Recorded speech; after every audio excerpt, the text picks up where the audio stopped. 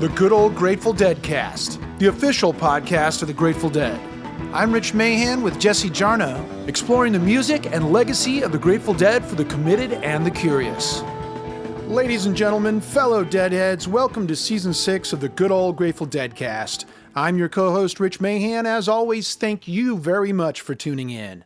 In this episode, we have yet another celebration, this one lighting 75 candles for the one and only Bobby Weir.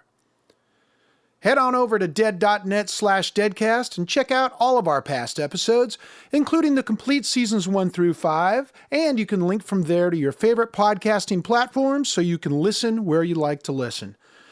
Please help this Deadcast by subscribing, hitting that like button, and if the spirit moves you, leave us a review. Very kind of you. Thank you very much. Have you checked out the transcripts we now have available for many of the episodes in seasons 1 through 5? Head over to dead.net/deadcast-index and click the transcript link on the episode you'd like to explore. Well, speaking of Bobby Ace, just announced is the 50th anniversary deluxe edition of Bobby Weir's first solo album, and there are a few configurations you need to know about.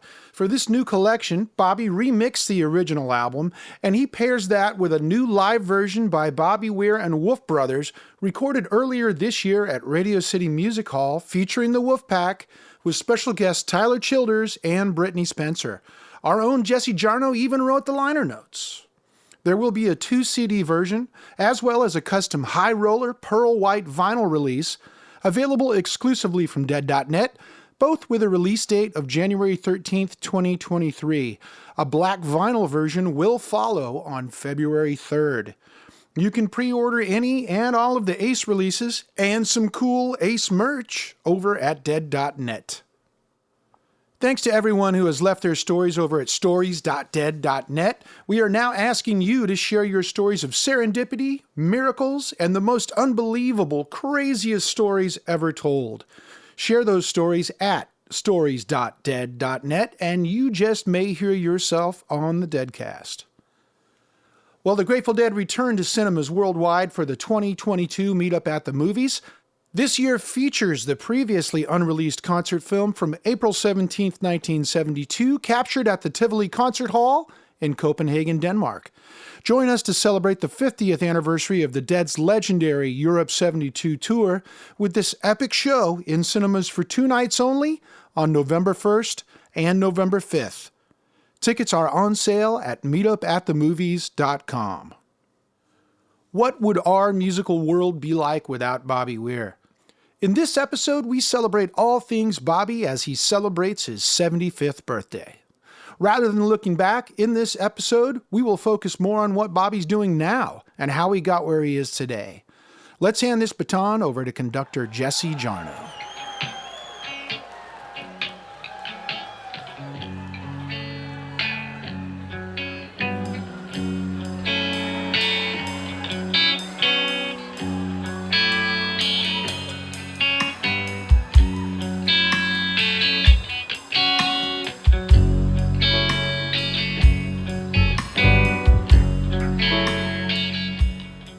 We don't really understand how it happened either, but this month we wish Bobby Weir a happy, heady, and healthy 75th birthday.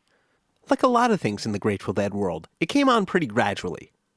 The Dead continue to change each and every time they stepped onto a stage, and we spent a few recent episodes of the Deadcast going into the subtle and not subtle shadings of the Dead's music between 1981, 1982, and 1983.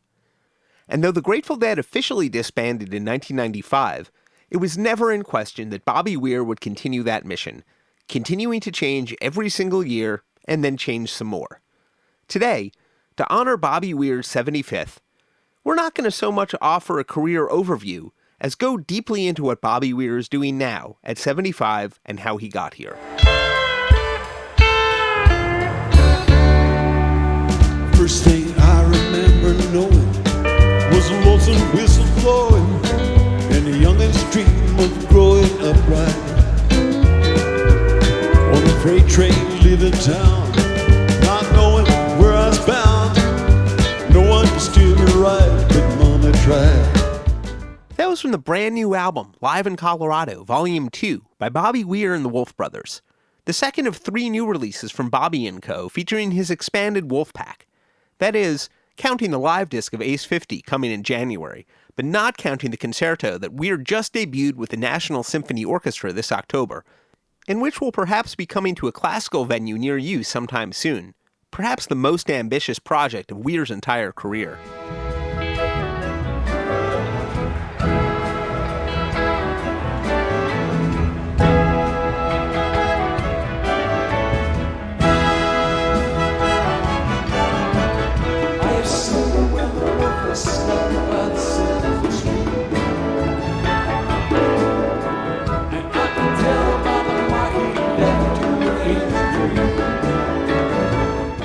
All things told, it's been pretty busy in Weirland, even without discussing how dude got so ripped. So we've got a bunch of friends to catch us up. In addition to birthday boy Bob Weir, we have with us on this episode a few of his lycanthropic conspirators. Jeff Chimenti has been playing with Weir since 1997. Welcome to the Deadcast, Jeff. Between, the orchestra stuff and the new Wolf Brothers with Wolfpack, this man's been on a mission. Well, he definitely doesn't like to sit still. As we were putting this episode together, the band was getting ready for their Kennedy Center debut with the National Symphony Orchestra. Please also welcome to the Deadcast, Don Was. We were practicing last week.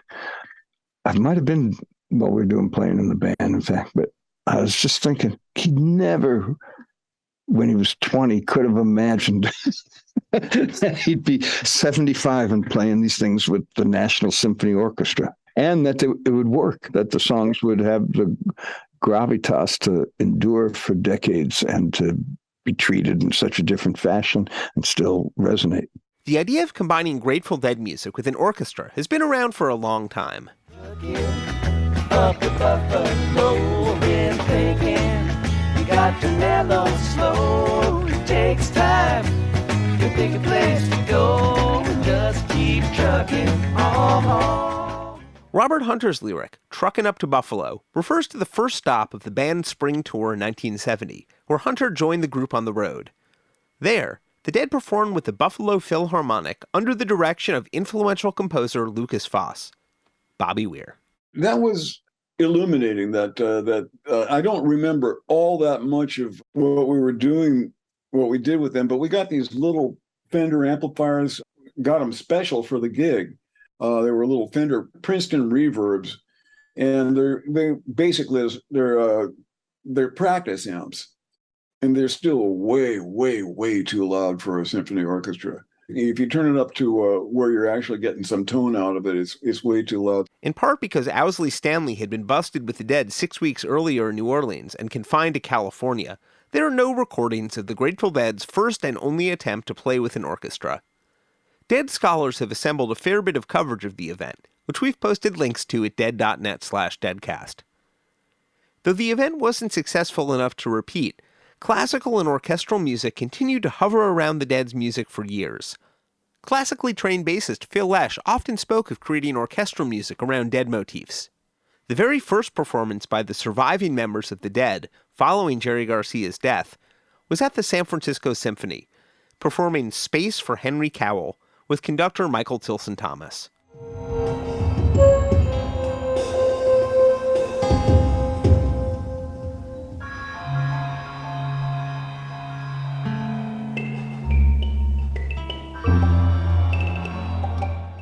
But when we spoke with Bobby and the Wolf Bros, it wasn't just a one-off Kennedy Center gig that they were getting ready for. He's looking to change music with this. And those ambitions are the theme of today's episode. And though there's absolutely a through line between the Dead working with Lucas Foss in 1970, their surviving members working with Michael Tilson Thomas in 1996, and Weir working with the National Symphony Orchestra in 2022, you might be shocked to learn that it's zagging and, once again, not completely linear. How did Bobby Weir go from being the 17-year-old fresh-faced guitarist in the Warlocks to headlining the Kennedy Center? In a way, it kind of starts with the Coasters. I'm a hard fight, babe. Can't get enough of your love. I'm a hard fight, babe.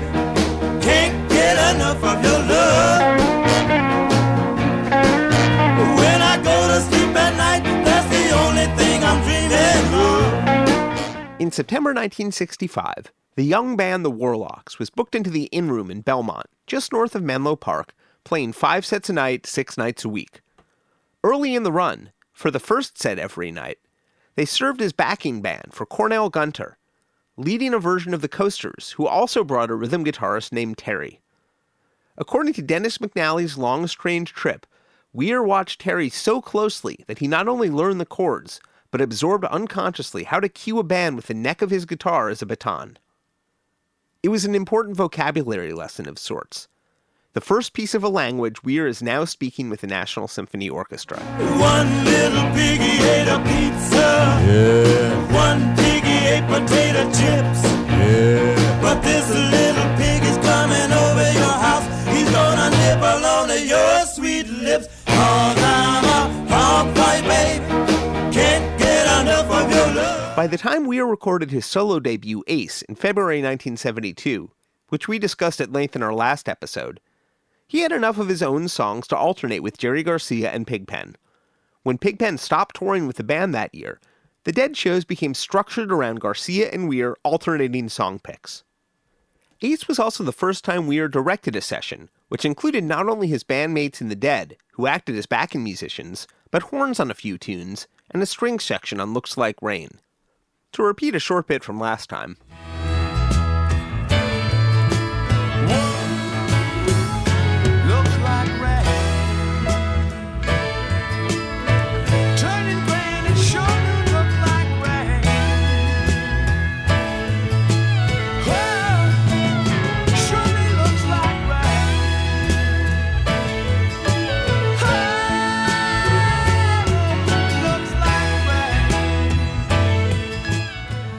I remember the guy who did the string arrangement, I brought him in, and he got a little too busy for me. I just had it in my head that this song needs strings. If I had really bothered to take the time to listen to what Jerry was doing on the pedal steel, it didn't need strings. Because he was doing that. He was covering that sustained, but I was young and brash, and I wanted strings, and by God, I was going to have strings. Weir would muse about playing more with strings and brass for years, but it would take a while to get there. As we've said, Weir does things gradually. Seen, or heard in time-lapse, it took a little bit of time for Weir's ambitions to emerge and find shape. During the Dead's road hiatus in 1975, he took up with Kingfish, who released a self-titled album on Round Records the next year. There's fog up on the mountain, frost is clinging to the ground. Days keep getting shorter, you know the winter's coming round. This sure ain't the promised land, and I ain't hanging round. I'm packing up my traveling bags and checking out of town. Heaven Help the Fool, Weir's next proper solo album, was recorded with Fleetwood Mac producer Keith Olsen in summer 1977, a half-decade after Ace, and released in early 1978. Salt Lake City, that kind of righteousness and fame. Yeah. Salt Lake City, don't sound like much, but hell, what's in the name? Yeah. Nobody ever sings about it, but Lord, I'll be going there just the same. To promote it, he assembled the Bob Weir Band, featuring a new keyboardist, formerly of the band Silver, named Brent Midland, who was shortly drafted into the Dead. In 1980, with the addition of drummer Billy Cobham, they became Bobby and the Midnights, who recorded a pair of albums in the early 80s. Lepers, lepers, lunatics, hustlers, whores, and thieves. Fortune tellers, diplomats, some of you won't believe. Play for fun and play for keeps, you know they play with fire too. Comes the veil of the night, God knows what they do. From 1984 through 1987, Weir occasionally played with a revived lineup of Kingfish, and in 1987 with Brent Midland and Bill Kreutzmann in Go Ahead. But it was during the 1980s that Weir really started to branch from his immediate Dead family, playing in a variety of situations with a broad variety of partners.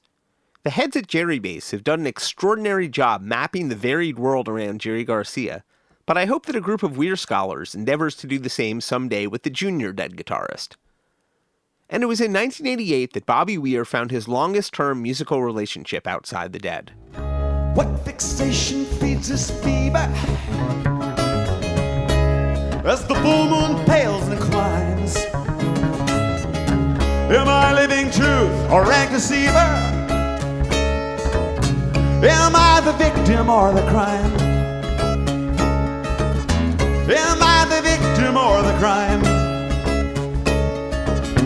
Am I the victim or the crime? Or the crime? In 1988, Weir began to tour with bassist Rob Wasserman.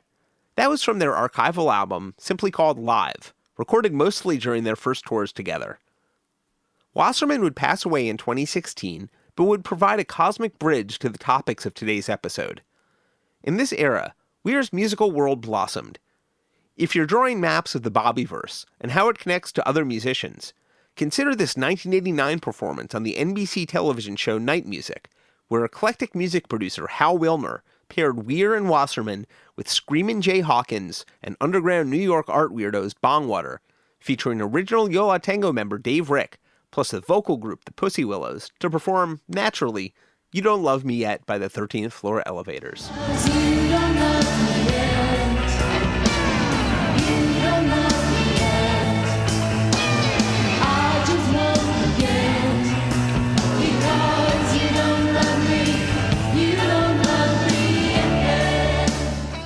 Not that this random late-night appearance is indicative of Weir's musical direction, so much as his increased willingness to throw himself into one new adventure after another, far away from his Grateful Dead comfort zone. By 1995, Weir and Wasserman expanded into a filled-out band with drummer Jay Lane and Weir's old Kingfish friend Matt Kelly. They launched their first tour as the Rat Dog Revue on August 6, 1995, just 3 days before Jerry Garcia's death. Shortened to Rat Dog, the band continued for the next 15 years, taking a break while Weir focused on Further, before resuming for a final run from 2012 to 2014. They recorded one studio album, Evening Moods, in 2000. This is Two Gin. Out on the road to West Maria, in a cloud of dust I met two gin. One was bright as pride and thin, the other was fat and black as sin. Isn't this how all the tales begin? It was through bassist Rob Wasserman that Weir met another bassist. In the early 80s, Don Was came into the national ear as bassist in the Detroit band Was Not Was.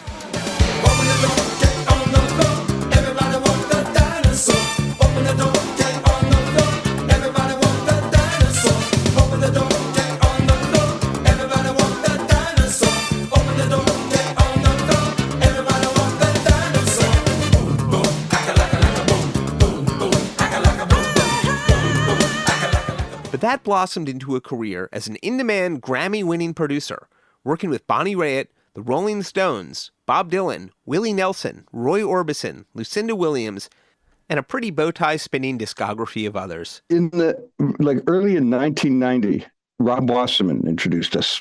Rob invited me to breakfast with him and Bobby when they were playing in Pasadena as Rob and Bob. Right? Then later that year, we all jammed together at an event in Mill Valley during the film festival, which is a tribute to Hal Wilner, which is a really eclectic night, man. I don't remember a lot of it. What I remember comes mostly from Blakesberg's pictures of it, right? But it was like Marianne Faithfull and Sid Straw and Todd Rundgren, Guido Sarducci and Garth Hudson and Bobby and Wasserman and Michelle Schacht. I don't remember everybody who was on the gig, but we played in different combinations. And then, jump ahead 25 years, when I started working at Blue Note, Bobby called me up about releasing some of the TRI stuff, some of his solo things, and he and Mickey came to see me about both of their solo things. And the Blue Note offices are at Capitol Tower. Oh, right, and in 2012, he became the head of Blue Note Records. Don Wass's first gig with Weir is what used to be called A&R. He put a band together. But in true Dead fashion, it was completely accidental, and it wasn't for the label he works for.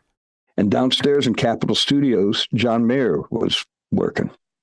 And from having made a couple albums with him already at that point, I knew that he was like a huge Deadhead. I mean, he was a Deadhead to the extent that every time we got in his car, the Grateful Dead, the Sirius channel was on. And he could identify not just the year, but maybe even the tour. Just by listening to the music. I mean, he really knew the shit. So I called him up in the studio. I said, man, you got to get in the elevator and come up here. You won't believe who's in the office. And that's how they met. And in the office there, the plan for Dead and Company was kind of hatched. And John and I drove up there, a month or two later. And that was the birth of Dead and Company. But it's one thing for a producer to put a band together.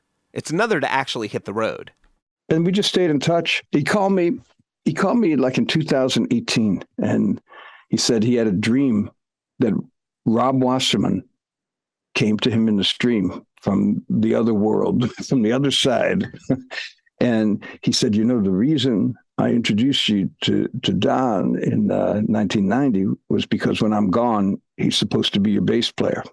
So Bobby called me out of nowhere and said, he even had the name of the band.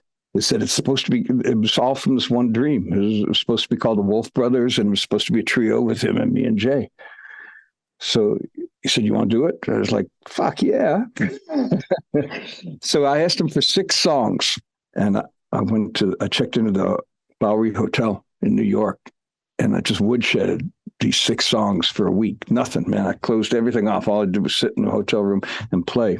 Then I went to San Francisco, and we didn't do any of the 6 songs, of course. But we just started jamming on like an A minor chord. And in the first minute and a half, I could tell that Jay and I felt the groove in the same place, which doesn't happen very often, that you get that kind of a lock with somebody. And it was the kind of groove that it propelled Bobby in his playing, but it also allowed him to phrase things and didn't get in his way. So we played for about 20 minutes, and he called up the managers and he just said, book a tour. And that was it. We'll be dotting this part of the conversation with some music from the trio Wolf Brothers, recorded over a few shows in February 2020 at Sweetwater in Mill Valley. Please don't dominate the rap, Jack. You've got nothing new to say. Well, if you please, don't back up the track. This train's got to run today. We spend a little time on the mountain, spend a little time on the hill. Heard some say, better run away. Others say you better stand still. The one thing you can go to a show and expect that you will get for sure is that whatever happened the time before, it will not happen again. To me, that's at the core musically of what the Dead are doing, which is very similar to, is what makes it so similar to jazz in its intention, which is that you start with beginner's mind every time you play the fucking song. I can be sure that Jay's going to change the bass drum beat. He's going to play what he's feeling that night from any number of influences, not the least of which is, what Bobby's playing. So that's why we kind of we ease into songs. We don't go blasting into anything, because you don't know where it's going to land. You wait till it lands on something, and then, all right, we can build off of this foundation, and then you start. I have seen where the wolf has slept by the silver stream, and I can tell by the mark he left you were in his dream. I tried the countless trees, I tried the boundless sea. that you are what you're meant to be. Speaks his name, that you were born to me, Cassidy. Bobby, in his heart, believes that people are there to hear the songs.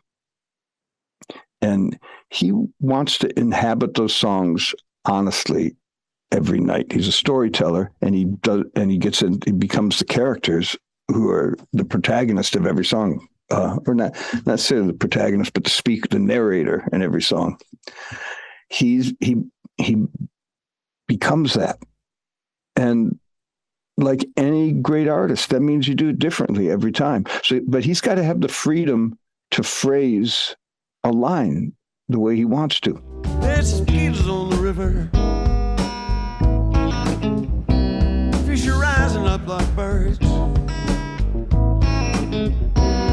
Been hot for 7 weeks now. Too hot to even speak now. Did you hear what I just heard?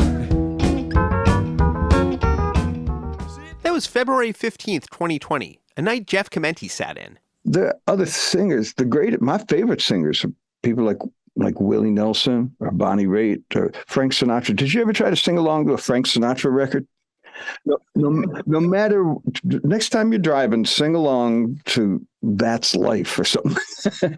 And you will find, no matter how far back you try to pull the phrasing, he's behind you, man. And you just think it's impossible. He's so far back, he's going to fall off of the song. Or like with Willie Nelson, man, it's playing live with him is such an exciting thing, because if you just go with where you think he is rhythmically in the song, you're fucked. You got it. You have to have really strong internal time, because he pulls that phrase so far back, like little Jimmy Scott or someone like that, that it lands into the next line, and he'll run 2 lines together, but it's super expressive. And Bobby's the same thing. If you just isolated Bobby's vocals and if you can really hear him, he's totally in there every night, man. But sometimes things get in the way. And if the musicians are laying down too strong a grid, and it sounds like you're fighting Bobby's phrasing, then Bobby doesn't sound good, because the grid, the beat is the beat. Why can't he sing in rhythm? No, man, don't play so fucking much and give him room to phrase. So that's the general directive. Well, I'm bound on down to Baton Rouge, River Queen, roll along. Talk that woman down to New Orleans, New Orleans. I gave up, because I've had enough. Dump my blues on down the car. She loves you, Big River, more than me. Talk that weeping willow, I did cry, cry, cry. Talk the clouds had to cover up a clear blue sky. Tears that cry for that woman, yeah, gonna flood you, Big River. Yes, and I'm gonna sit right here till I die. The job also set up Don for a pretty incredible music-related pun. I would say for the first year and a half, I was haunted by what I call the Phil Spectre, which is the specter of Phil Lesh, which is he's a total bass genius, man. Nobody plays like him, and I don't know how he came up with those parts, but it's not the way my mind works, which I think is why Bobby hired me for Wolf Brothers, because what I'm doing is a little more prosaic. I'm not weaving guitar lines against Bobby's guitar lines. I'm holding down, it's not even necessarily the tonic, but I'm holding down a note, and it's about tone too. It's about having a round, warm sound that surrounds his voice. But I'm not playing like Phil, but I felt I had to. I came out there, I'm a stranger to this audience, and I'm not playing the same stuff they're used to hearing. And I was haunted by that, and it made me play too much. Don's not making a wall of sound of either the Lesh or Spectre varieties, but holding open a space for Weir to Weir. We spoke with pedal steel player Barry Sless from the expanded Wolfpack, and Don's intent rumbled through warm and clear. Don is just super solid and super supportive. He's not trying to do anything fancy. He's actually a lot of the times seeming to me, and from hearing some of the things that he said, looking for just the simplest way to support the songs and support Bob's vocal and make the song come across. And a lot of times he finds that, you know, he might go, hey, if I just play one quarter note over this instead of playing a line there, I feel like it makes his vocal come out better and make the song speak better. And he's a record producer too, so I think he's coming from that space in the way that he plays and into really making sure that the song speaks. The trio, I viewed it like it was so quiet and there was so much space in it that I felt like, okay, this is like a folk concert at Carnegie Hall in 1960. You know, if you were back in Judy Collins or Harry Belafonte or something like that at Carnegie Hall. There were bass players on the thing. There was a bass player with Peter, Paul, and Mary who played real simple stuff, but it was intimate. And I thought the trio, if you love Bobby, man, it was like being in the living room with him. It was really intimate, and you could really hear his guitar playing unencumbered and hear how he's telling stories with the vocal. You could appreciate his storytelling. His guitar playing it's like no one plays like that. It's the most radical approach to rock and roll guitar like that I know of, really. Certainly, and it's super interesting. It's brilliant and it's inspiring.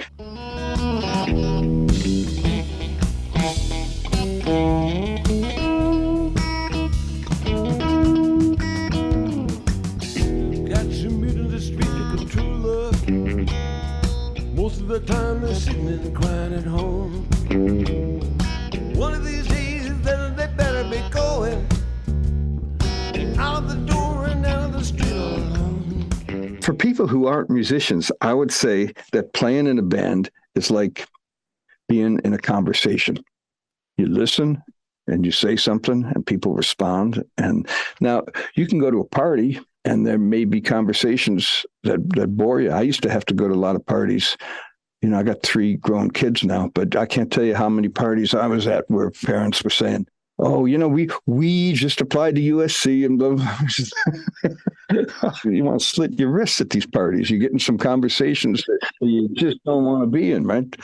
But then maybe at that same party, you get to the back of the room and Noam Chomsky is there. And he's saying stuff that'll blow your mind, that you never get to read in the newspaper, that you never hear on CNN, and will change your whole approach to how you think. Bobby is the Noam Chomsky of the guitar. He's that guy at the party who will blow your mind and say, whoa, it opens up so many new possibilities for playing if you just listen to him. Jerry Garcia made some observations about Weir's guitar playing that resonate pretty strongly with Don's comments. These bits are from David Gann's and Blair Jackson's interviews from 1981, reprinted in Conversations with the Dead. We've linked, of course, at dead.net/deadcast. Thanks, David. Well, on the guitar, he's copped to having been influenced by people, but I can't hear it. You know, I mean, I can't hear it in his playing. I know that he thinks it's true, but I swear to God, I can't hear it. I mean, he says he's been influenced a lot by, like, Pete Townsend, you know. And yeah, I can't hear it. I mean, you know. I can't say as I do. Yeah, and he's, you know, and a couple of other people, too. It's one of those things that you'd have to be weird to understand exactly what he meant, you know, or to have followed the evolutionary path that he's followed. There are ideas that Weir has that I would never have had, you know, that, and in fact, maybe only he has, and that's like his unique value, which is he's an extraordinarily original player, you know, in a world full of people who sound like each other, you know. I mean, really, he has really got a style that's totally unique as far as I know. I don't know anybody else that plays the guitar the way he does, with the kind of approach that he has to it, and it's that in itself is, I think, really a score, considering how derivative almost all electric guitar playing is. I hear in my influences, you know, to some extent in myself. And with Weir, I have a real hard time recognizing any influences in his playing. You know, I mean, that I could put my finger on and say, well, that's something that Weir got from X and such, even though I've been there along for almost all of his musical development, you know what I mean? I didn't play with him since he was 16 or 17. Does he hide it well, or what? I just don't know where he gets it. I have no idea where he gets it. He does listen to other things. Sure, he listens to an awful lot of stuff. He keeps up more than anybody, I think, probably in the band. Probably. He seemed to have a ton of records at his house. Yeah, he does an awful lot of listening. But he doesn't do much stealing. I mean, out and out kind of stealing. He's like, his ideas are... He's cagey. Yeah, they are. He is cagey. He's an interesting player. He really is. It's interesting to play with him. He and I have worked together and have discussed our relationship, guitaristically, musically together so much that just there's a lot of our playing together, which is, I mean, it ends up being, having an interesting complementary quality to it, because we're both so different from each other. Mm-hmm. It's neat. It makes it fun. When he's backing Jerry or John or someone, when they're doing something that's specifically a solo, it's almost like a hype man in a hip hop group. He's shouting things that encourage the guy to go forward, and he's feeding all kinds of. He's very sophisticated harmonically. He does know modes and scales and that kind of thing. He's got knowledge of music theory, and he's feeding you stuff that you can play off of.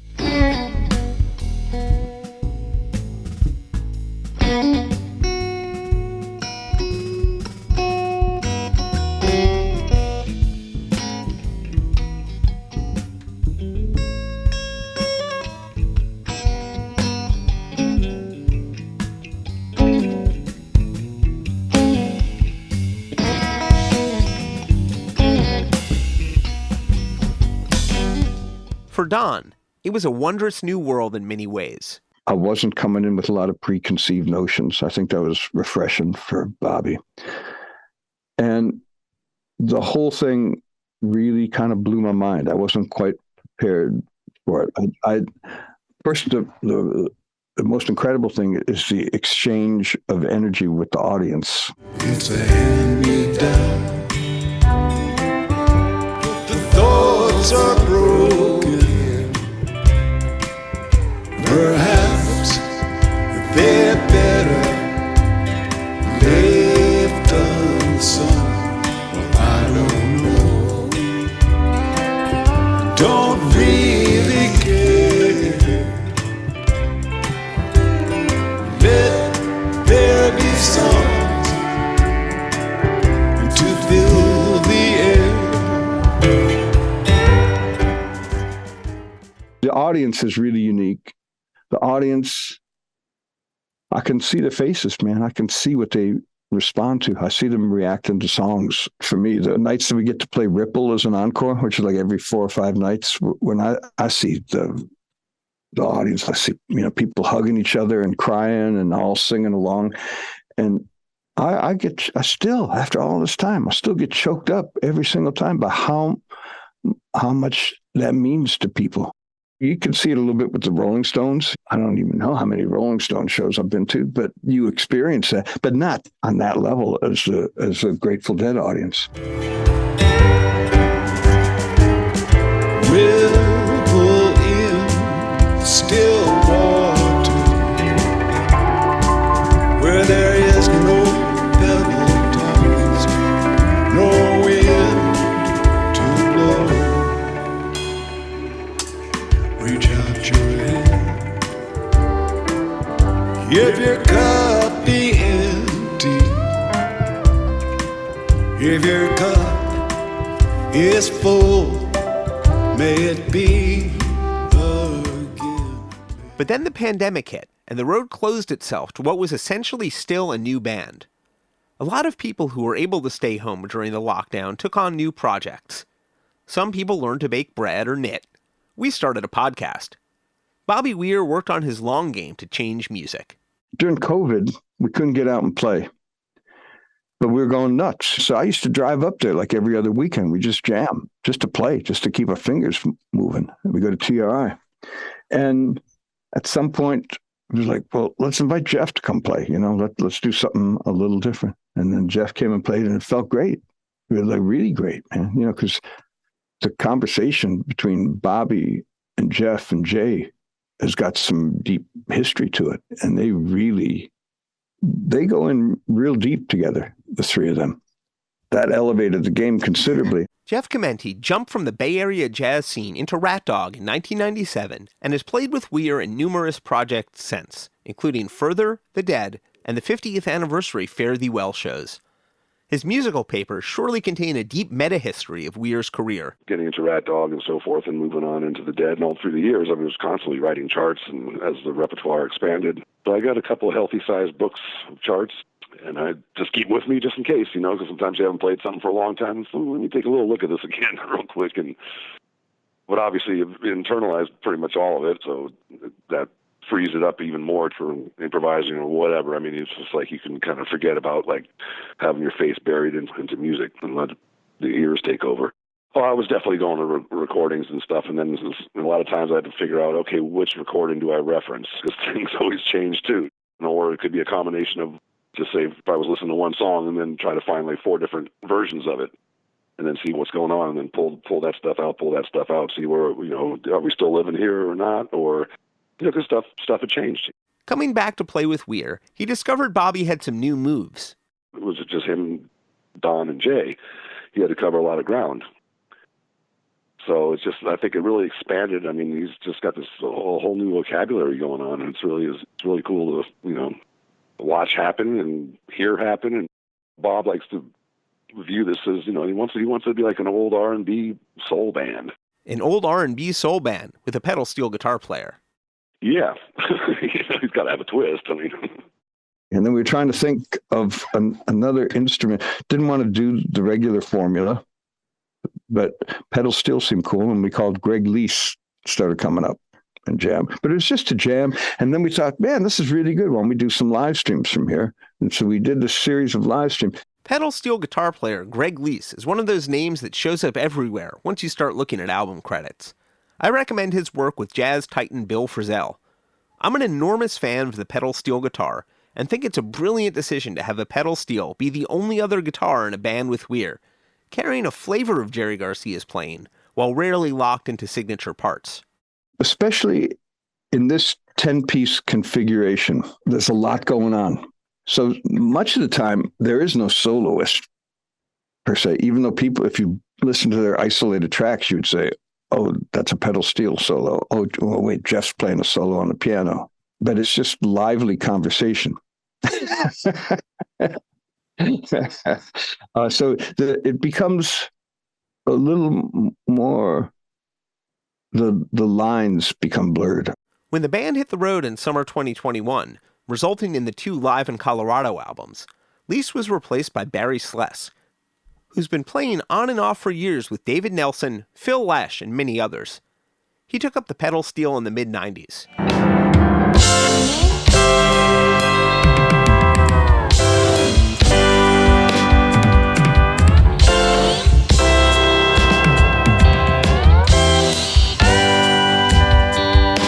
My brother Esau killed a hunter the year 2009. And before the killing was done, his inheritance was mine. I started playing with David Nelson Band or around that time, which would have been like 1994. There was some guys that were using effects, like Sneaky Pete used to use like some phase shifting and phasing on his pedal steel and some distortion. So I had heard some of his outside of the box playing.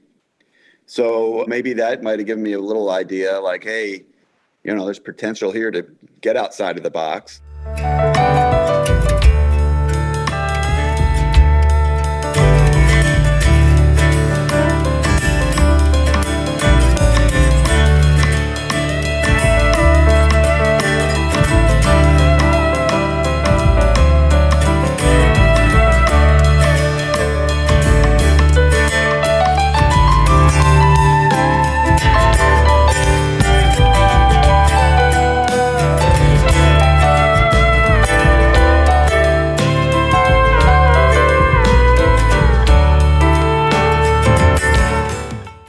Jeff Chimenti. Barry's been killing it, and Greg as well prior. I was blessed to be able to play with those two guys on pedal steel. Or even if they are playing the signature parts, it's going to have a little bit of a different twist to it because, just nature of the instrument. But at the same time, yes, it can be very solo-oriented. It could be very rhythmic-oriented. Yet it also could be like this giant, like, puffy cloud pad, that you can't really achieve on any other instrument. A lot of times I'm trying to not make it like obviously sound like a pedal steel like you might expect in a country song or something like that, and trying to play it in different ways that fit the song. And then like every now and then, like Jeff or Jay will like, hey, can you cop this like Jerry part on the pedal steel? That's kind of the line that he plays in this song. So there's some of that also where I'm listening, trying to figure out some of those signature underlying parts for some of the songs that nobody else is playing. We'd be out on tour and we'd be doing a sound check on a song, and he was like, one of them would be like, hey, can you cut this Jerry line here? I can't remember. Maybe like Music Never Stopped might have been one of them. It gives me a little more room because pedal steel, for the most part, is more of a sustained sort of instrument, which means that there are less notes being played. More of them are just being held out as opposed to new notes and more of them, which gives me more room to work on the guitar, which is kind of what I'm looking for there. And I've developed sort of a slow hand approach to guitar playing, and I like to hang notes and let them change color and stuff like that, and just watch as they change color. And if there's another guitarist playing on top of that, you minimize that effect greatly. So at the same time, I've always wanted to play with a pedal steel, so I finally got one. I don't know anybody that plays like him unless they're somebody in a cover band that's trying to sound like him. Very rhythmical, really creative, really open to the muse, and fun to work around and, play around. He gets very unique tones in a tonal range that none of the other guitars or instruments have. And in Wolf Brothers, there aren't any other guitars other than pedal steel. But it's just a very unique sound and unique approach. A lot of melodic moving chords and innovative single note lines. I love the way Weir keeps the groove turning inside out on New Speedway Boogie.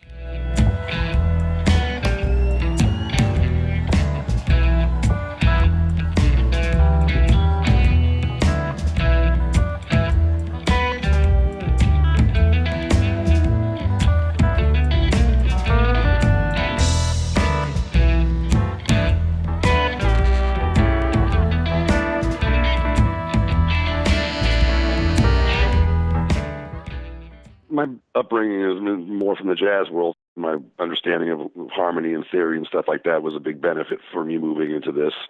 But just seeing like some of the way that he connected certain chords together, I remember early on going like, that's interesting. When I was playing with Phil, we didn't do a whole lot of Bobby songs. So there's a whole lot of new material that I had to learn that I had never played before, that I'd heard before, but never sat down to play. And some of the tunes are pretty complex. Compass card is spinning.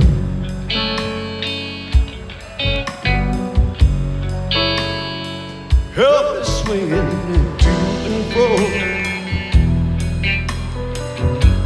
Ooh, where's the dogs?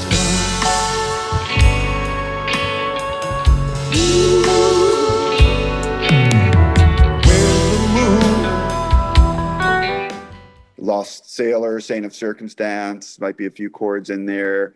Victim or the Crime. There's some other ones. There's some chords that don't just fall naturally on my tuning on the pedal steel. There's been some challenging chord inversions where I'll have to go, okay, how can I comfortably play this without contorting my body with this pedal and this lever, and there have been a few moments where it's like, how can I play this chord on the pedal steel? I know how to play it on guitar, but where can it fit comfortably on the pedal steel. Pedal steel can kind of be a beast.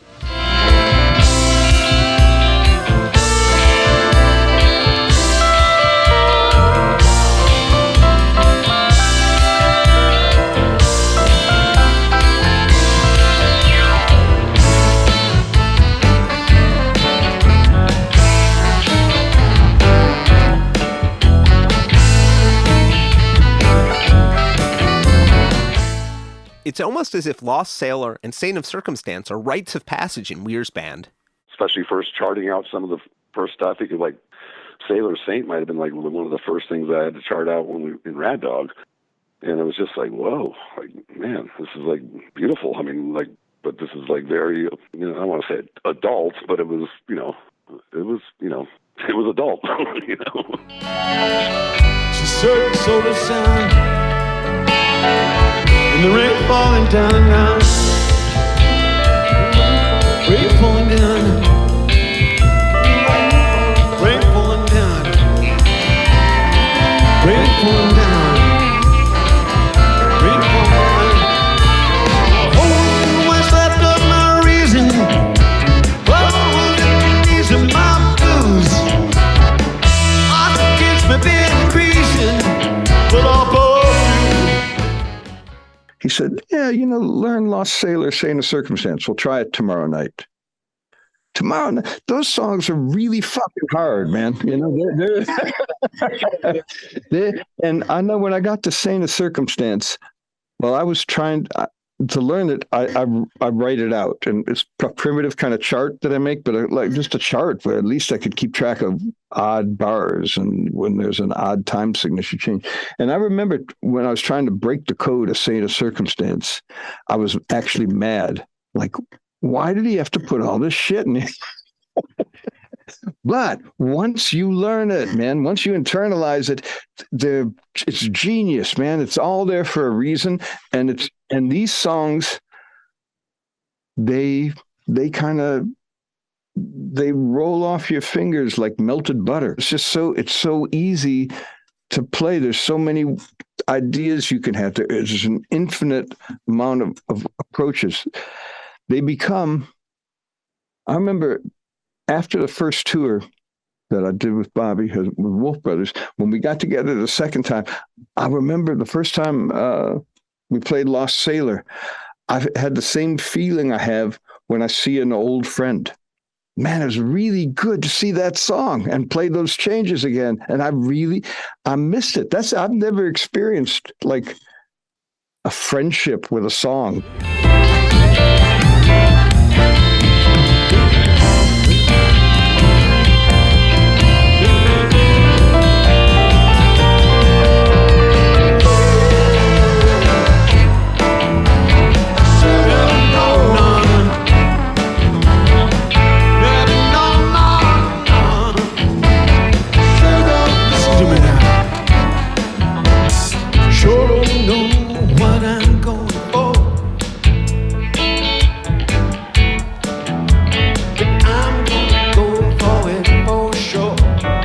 You never know what he's going to do. He's spontaneous in the moment, and it could always change. And that could be his guitar playing or where he sings a vocal line, or, like he might not come in singing a line where you always heard it and you expect it. And he might let the music breathe for a couple measures before he comes in.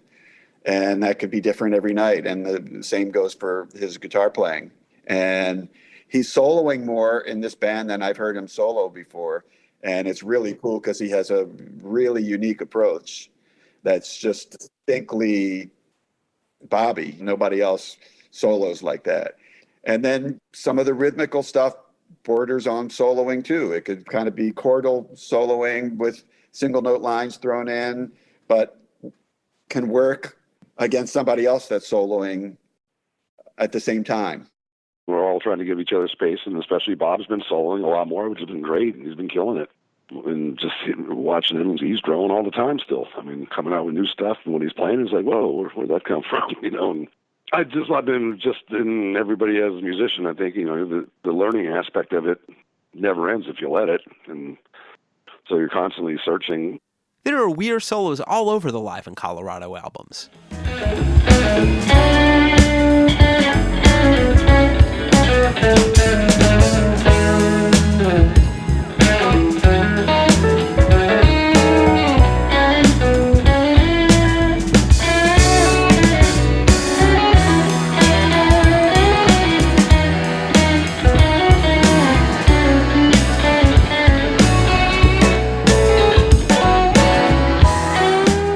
Early 2022, the band hit the road with a destination, Radio City Music Hall, and a pair of shows celebrating the 50th anniversary of Ace. One of those nights will be released as a bonus disc on the upcoming Ace 50 release, which we talked about extensively last time. But it wasn't all that happened that week. We had a really fun tour, all the shows leading up to Radio City and including Radio City. So we were already in a pretty high space, so adding that to it was just a little cherry on the top. Black-throated wind, whispering sin, speaking of life that passes my tune, forced me to see you done better by me, better by me than I've done by you.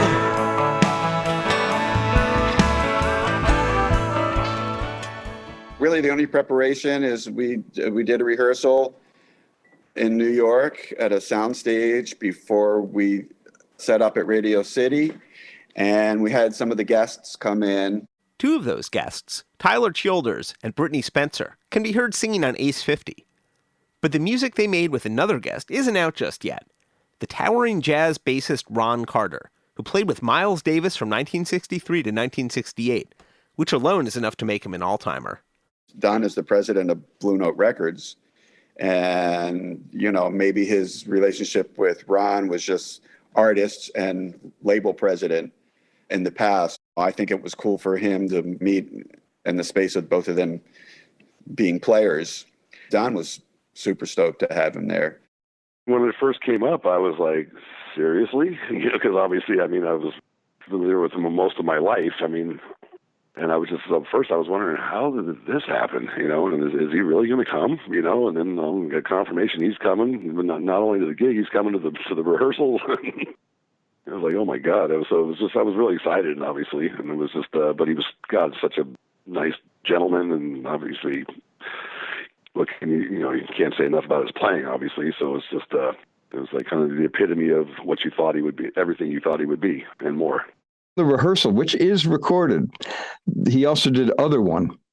He came and rehearsed, and he was mind blowing, man. It was really something. It was for me personally, it was a very big deal. When this bass that I played with Bobby, it's like really huge, man. It's a 6/4 size bass. Most people play either 3/4 size or a full size. So this is like bass and a half, and it's 200 years old. So it's so big. When I bought it, I thought, man, I wonder what Ron Carter would say about this. Would he think this is the stupidest thing? Because it's so big, it hurts. It hurts my shoulder to reach around it. And it's a lot of weight to support for a 3-hour show. But it sounds really good. On the first night at Radio City, Carter took over Don's bass for a beautiful version of Dark Star that found him weaving with Weir's guitar, Chimenti's piano, and Sless's pedal steel. But then when it came to the actual gig, all of a sudden he started doing some stuff before the tune even started. So it was like we got into this little improvised conversation with each other, mostly just the two of us, and it was a special moment for me. Again, it just was like, wow, this is really happening.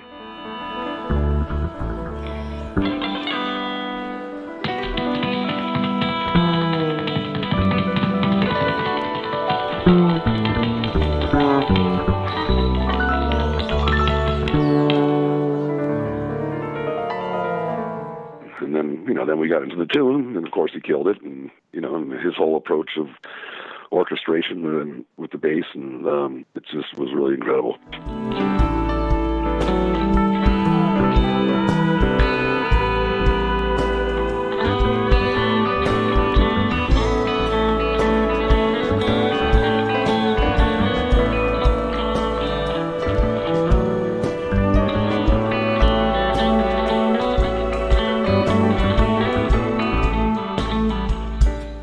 I think he knew what song he was going to play, but I'm not sure, how much he listened to it beforehand, because it was like, all of a sudden I'm like, he's looking at me, and I was like, okay. So I started like barking chord changes, whatever. And I fell and pinched myself. It's like, look at me, I'm barking chord changes to Ron Carter.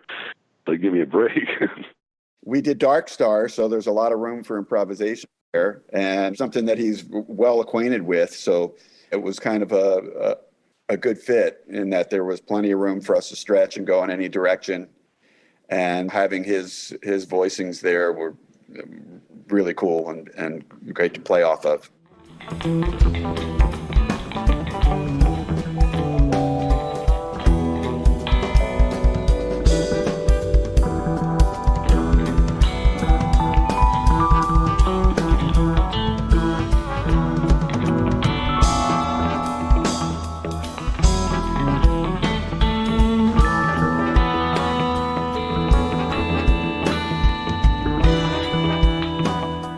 Of course, this wouldn't be a Weir-centric episode of the Deadcast without getting unstuck in time.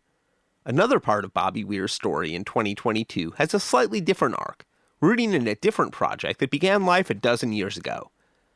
In 2010, the Marin County Symphony approached Weir about playing a benefit, and they went looking for an arranger. Symphony board member and Deadhead, Helen Baldovinos, had heard the Stanford Marching Band's arrangements of Dead songs and called the Stanford Music Department. There she found Giancarlo Aquilanti, an Italian composer and professor who very much didn't have anything to do with the Stanford Marching Band's version of Dead tunes, but took the meeting anyway. My first reaction, I was not that much interested. I'm a classical musician. I do my own things. And even though I knew about the Grateful Dead, but I really didn't know much about their music. Another factor, I'm originally from Italy. I moved here as an adult, and I didn't grow up with that kind of music. It was a country the Dead skipped entirely on their 7 trips overseas. I always was in the classical world, so I didn't know them very well. And my first reaction was, I'm not sure about this. Then the more I was thinking about it, then I said, well, maybe this could be, a different experience, something to open up at the end I said, why not? So I started to work with Bob into for the first fusions. Debuted on May 7th, 2011 at the Frank Lloyd Wright Design Marin Center, First Fusion was a 2-part performance. In the first half, titled Raising the Dead, Weir and a selected crew of Rat Dog musicians joined members of the symphony and the Quartet San Francisco to play pieces including Cassidy and Birdsong. In the second half, reinventing the classics, Weir and the symphony played a suite that moved through some of the Dead's most expansive work, including portions of Dark Star, Playing in the Band, and The Days Between. I suddenly discovered a new world. I discovered a new world of music, something that I kind of, I didn't know much about rock and roll. I didn't know much about Grateful Dead. I didn't know much about that world, period. It's amazing how much materials in the Grateful Dead songs there is that it's material to be translated into this amazing ensemble of the orchestra that I did not find in other songs from other groups. So is this a coincidence that we're doing this, or this is something that they in their subconscious and they thought about it, or is that a coincidence? I don't know. It was really quite of an amazing experience to work with Bob, he's very knowledgeable about music in general, not just in his little world of rock and roll or big world of rock and roll. So he's very knowledgeable. So I realized that there was so much to learn for me. The first fusion was really an experiment. We saw that it's possible. So the first fusion gave us confidence that it's possible. Now, how can we improve that? Plenty of ambitious projects have declared themselves to be Volume 1 or the first part in a larger series. It took a few years, but Weir and Aquilanti were serious that it was only a first attempt. We'll be listening to a few bits of the Kennedy Center performances from early October 2022 during the next segment of this episode. Just talk Wichita, colors burning down. Don't forget me shout, brave and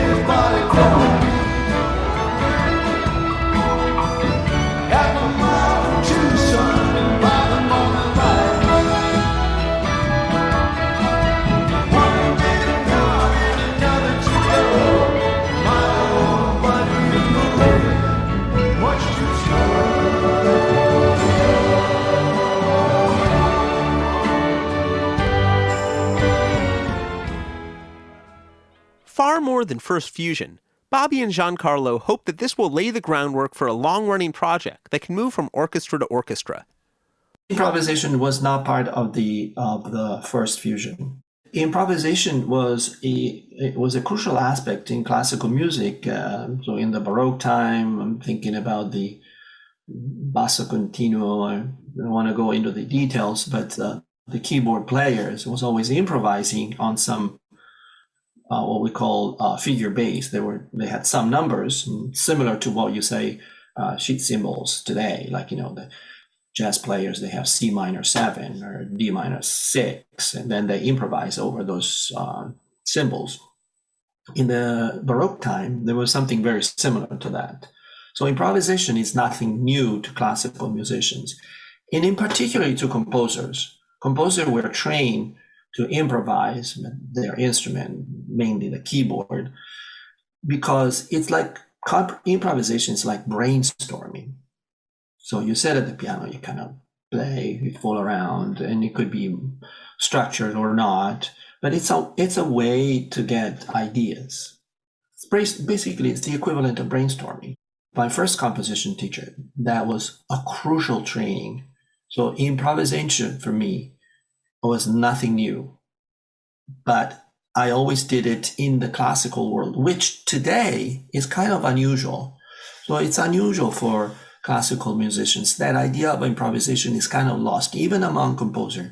But somehow I always had that in my tools. Certainly, it's possible to argue that one of the main differences between classical music and jazz is racism. The tradition of improvisation has intersected with classical music for centuries, and in more recent centuries around jazz especially. Charlie Parker regularly played with string arrangements in large ensembles, for example, and composers from Duke Ellington and Count Basie to Charles Mingus and Sun Ra and countless others have used orchestral and orchestral forms. But each had to negotiate it for themselves. This is Charlie Parker performing the seasonal classic Autumn in New York with strings in 1952.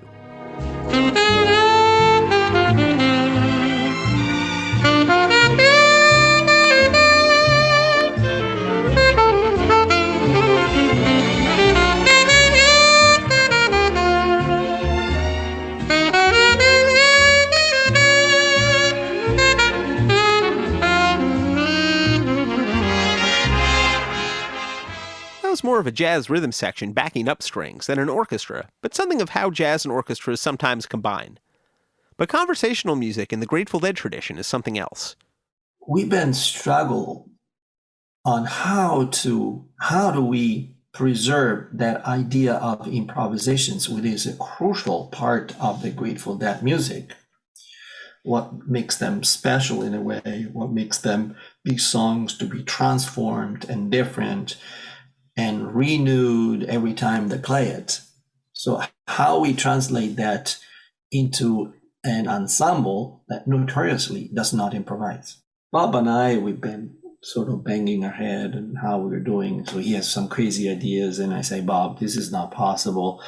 And I have some crazy idea. Bob said, no, this is not part of the Grateful Dead. That's not how we're doing it. So we needed to find a solution somehow. So I decided that most likely among a symphony orchestra, there are going to be some musicians within the orchestra that are capable of improvising. Out of these 80 musicians, I'm sure every single major symphony orchestra in this country, they have some musicians that they come from different background. They play in classical orchestra, but they've been exposed to jazz and rock and roll. So they have some knowledge about improvisations.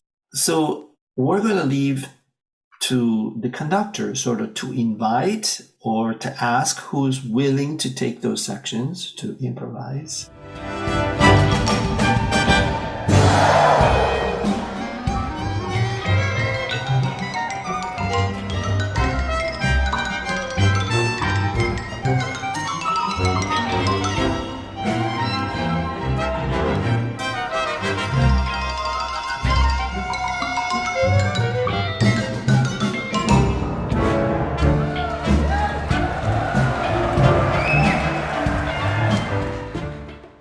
But here's what we meant when we said that Weir was working on his long game.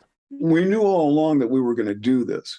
So I knew that I was shopping for like 5 guys who could cover string parts, could cover wind parts, and then lead the charge in the orchestra when that time comes. But first, I needed to tour with them and get them sort of get them and us all on the same page. And so that's what we've been doing. Bobby booked these symphony dates, and this is something that he'd been developing for 10 years. And so he is primarily a disruptor by trade. So Bobby was thinking, well, why can't the orchestra solo? And of course, the answer is obvious. That's not what they do. That's not what the people who are there because they blend into, they're anti-soloists almost. They blend into an ensemble and they can read the page well and blend so that it sounds like one unit. That's their skill. So standing out is almost antithetical. It's like having your backup singer, like the Ikettes did not upstage Tina Turner. You don't do that. Right?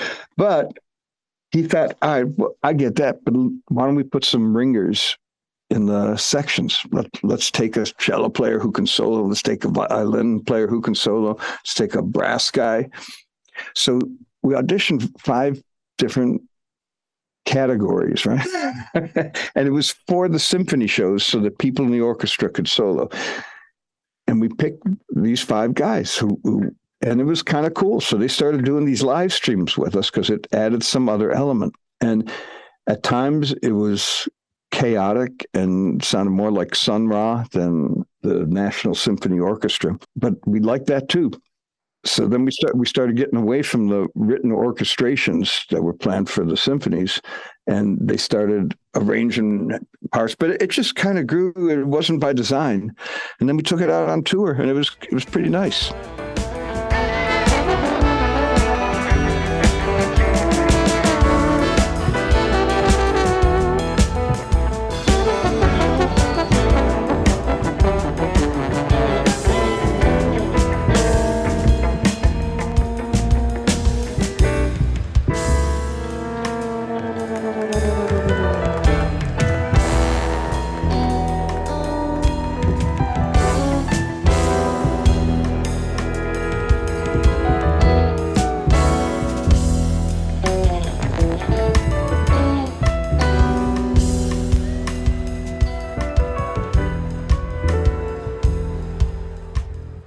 That's the other one from Live in Colorado, Volume 2.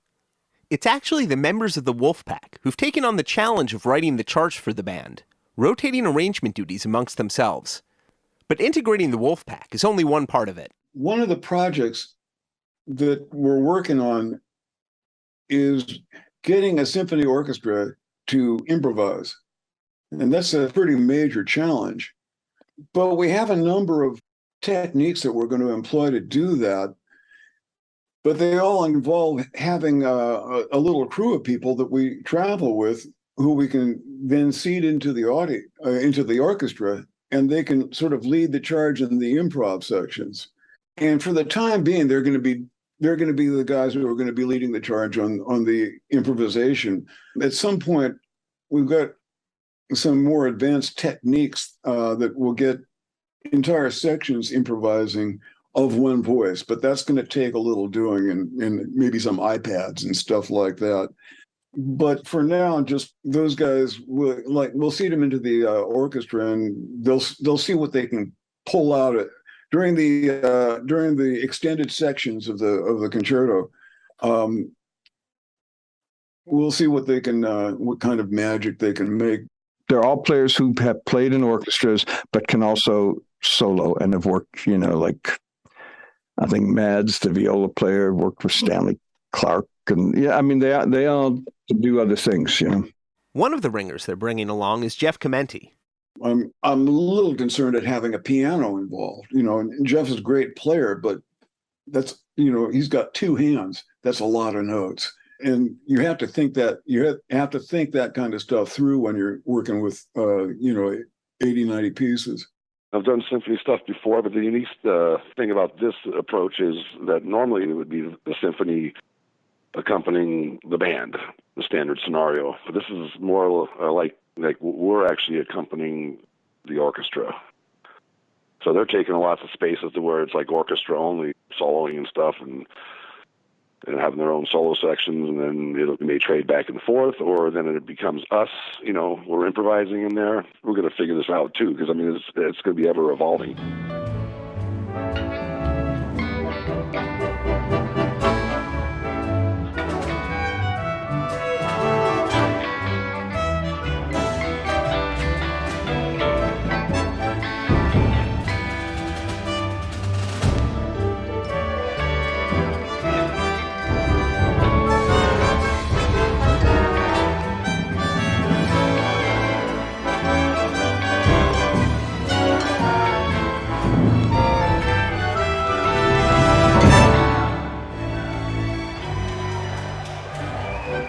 As you may have imagined, Jeff has internalized the music pretty well by now.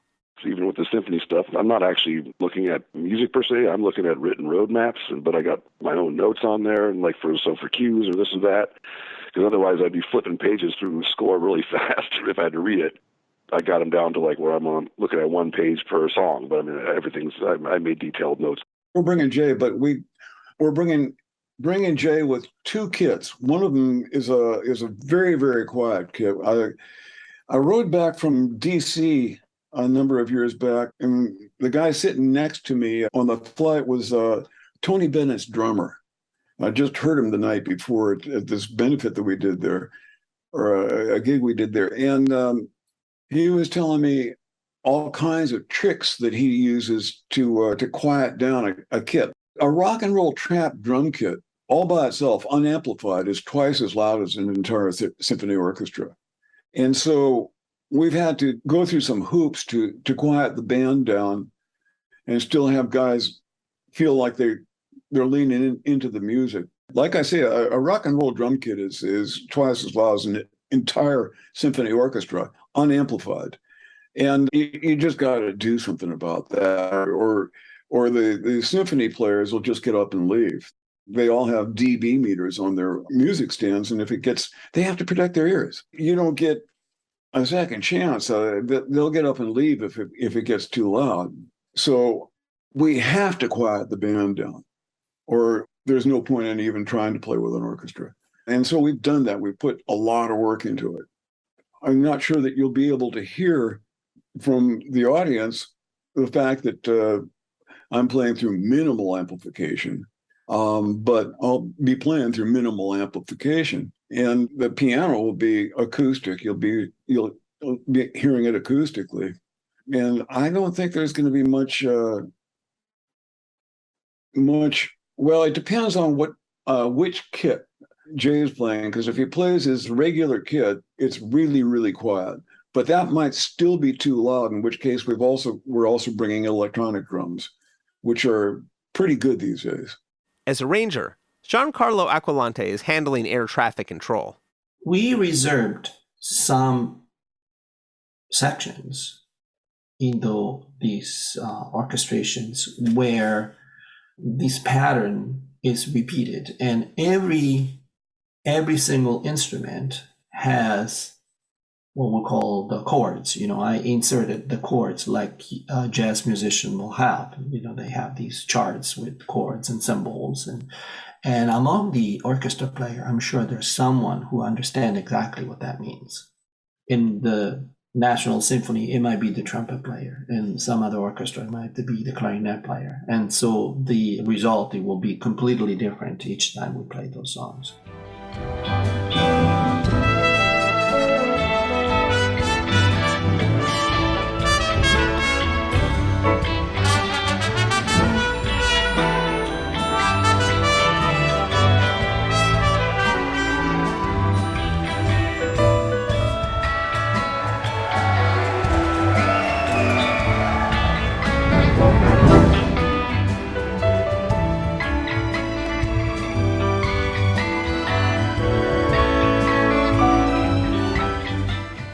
It's going to be a connection between the band, mainly Bob, and the conductors, that these sections are going to be repeated as it is in the traditions of the Grateful Dead until Bob says, time to move on. And then the conductor will communicate that to the orchestra and they'll say, time to move on. So will it work? Will not work? We'll try. We'll see. We have a couple of key things. Like there are areas that are specifically designed for soloing that are going to rely on nods and gestures between Bobby and the conductor as to when that section is over. So there are some things that will just keep going on till we say we're done. And there are other things where you absolutely can't do that, and you have to play it as written. The first fusion did not have these improvisation sections, but this time they will have. And also we have many more songs. So I orchestrated about 20 songs so far. The 20 songs generated 650 pages of orchestral score. So we're talking this much. And when it translated, so when you generate the parts for the single instrument, we're talking, I can't remember, 4,000 or 5,000 pages of music. At the same time, as in the Dead traditions, I tried to add something because these songs were transformed through the years dramatically. So the way we see it in this orchestration is a further transformations. So it's a continuation of these songs to be transformed through the years. Helen or Bob, they will send me all kinds of different versions, old versions, and this was in the 60s, this is what we did in the 70s, this was within the 80s. And so I would listen to all of them. And in order to formulate some ideas, it was not just a mere listening. I really need to go inside the music. I need to go into the mechanics of the music, how these chord progressions are set, how do they work, and how these improvisation are based on that chord progression. Why is Jerry Garcia is doing these, using these sort of pattern here, and then in the 70s this was different, and then later on that pattern kind of changed.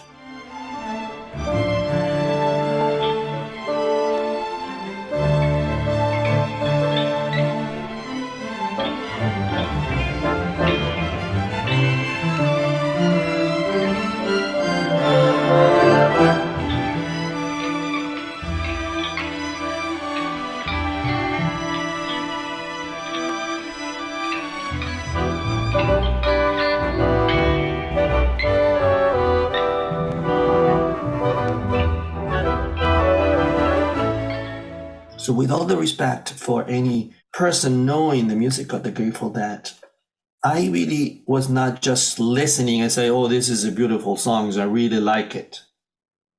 I really had to go inside the music as a Stanford professor, I would say. I really need to analyze it, not just, oh, it's so beautiful, there are 2 verses and listen, I really like that. That doesn't do anything in music. I really needed to understand the mechanics, the chord progression, the melodic lines, and how are they connected. Like I would do it with a Mozart, like the analysis that you would do of a Mozart symphony or a Beethoven symphony. We go inside and say, why did he write this note? And why is that? And why is that? So once you understand that, then I said, how can I make it my own? The introductions of the other one. So the main melody, I used the main melody to have an orchestral interlude at the beginning, and I created a fugue out of it. So an old technique kind of lost within composer of writing fugues. So I used some ideas from the Grateful Dead. I get those ideas and I built a fugue around it for an orchestral part. Or I would take some ideas from Jerry Garcia's improvisations. I will find some patterns that he might be using in different songs or something that we're recording. So I figure he must have been attached to that. And I would use these, again, either to write a fugue or to write an interlude, bass. That will be my main theme. That will be transformed, modified, harmonized differently, and you name it. Things that we do in classical music.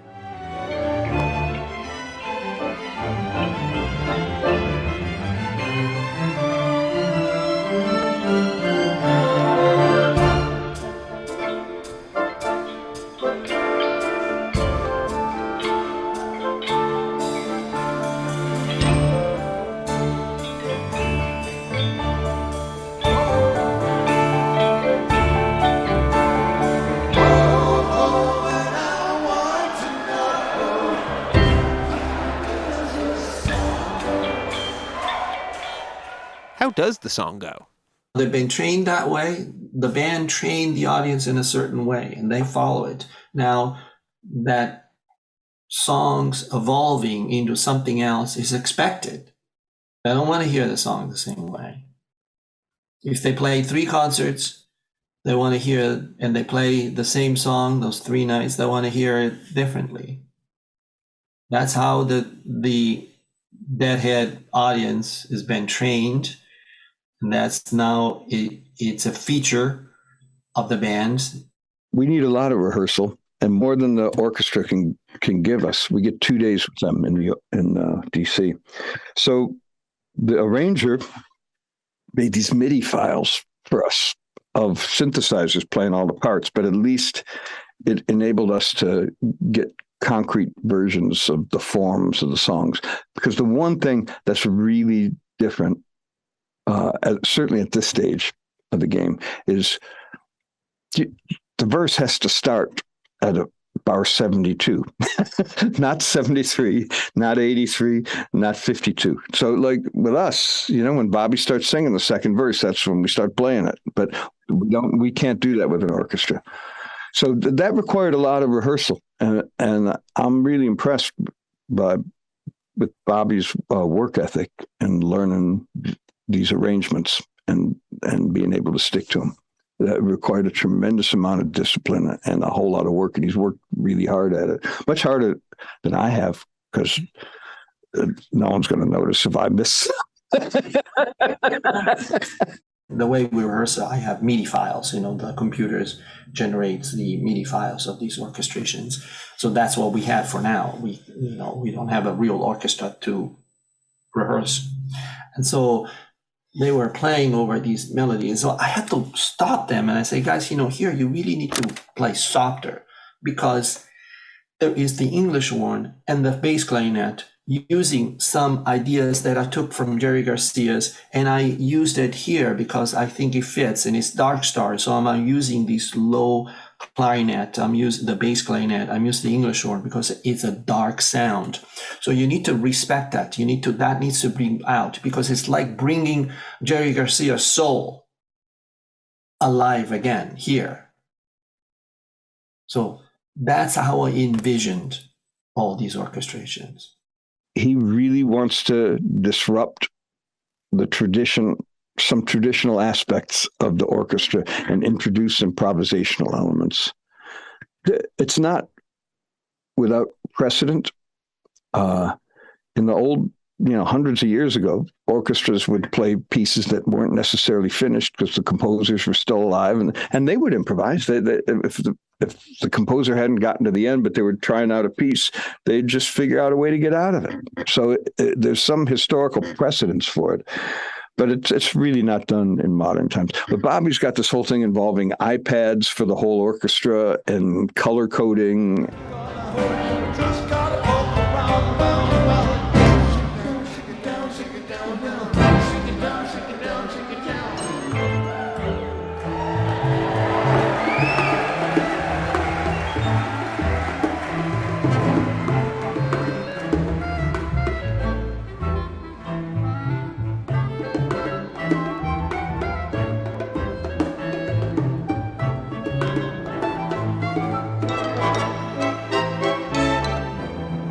He's looking to change music with this. I think that's 50% of his interest in this. It's to change things, and I think the other 50% is, well, look, I just turned 70, right, and Bobby's 5 years older than me, and at this age, man, you understand the limitations of your active playing time. Optimistically, you got 15 years, which flies by at this point in time. And I think Bobby's concerned about serving the songs and making sure that the songs survive all of us, that they keep going. And he's very interested in finding ways to keep the music alive, to keep it fresh and alive. And doing it with orchestras is one way of doing it. I think these shows at the Kennedy Center, well, I think they'll be good, and it's certainly high adventure for us. I think it's just a start. I'd love to incorporate the pedal steel, but there are too damn many strings now. We've got to. It's just too busy. I'm thinking we may try to work the pedal steel in for. We're booked again in the winter, I guess. And we may try to work the pedal steel in at that point. But first we need to, 1 foot at a time. We'll keep it rolling. I've got a couple of MIDI guitars at this point, and I'm getting up to speed on them so I can actually write. Otherwise I can't write music. But now if you play a MIDI guitar you play a line on a MIDI guitar, it'll write that out for you. I'll be working with Giancarlo, I think, and my orchestrator, and we'll be. The idea is to get. We have like 20 songs worked up now, and it's going to take 4 nights to play them all. So they're all fairly lengthy pieces, and by the time we get on stage again, we'll have a bunch of new songs. My plan is we'll have a bunch of new songs. And so you'll never be able to tell what songs you're never going to know what songs you're getting until you get there, just like a Dead show. And there's going to be a considerable amount of improvisation as well. We're looking to really bring something to classical music that is not known for. Bobby Weir's long game extended back a few years, building a band that accommodated classical players with deeper improv chops. But the game is even longer than that. As we were preparing this episode, I read an obituary of Sue Mingus, who for decades tended to the legacy of her late husband, the genius composer and bassist Charles Mingus, keeping both the Mingus Big Band and the Mingus Orchestra running in tandem to showcase different parts of his musical world. Between Dead & Company, Wolf Brothers, the Wolfpack, and unnamed orchestras to be named later, I have no interest in counting how many parallel threads of the Dead's legacy Weir is tending to. But suffice it to say, a lot of strands. We're not real concerned about what people are saying about the next bunch of gigs. My major consideration is when I'm trying to decide this or that with the music is what are people going to think about it or going to be saying about it in 200 or 300 years.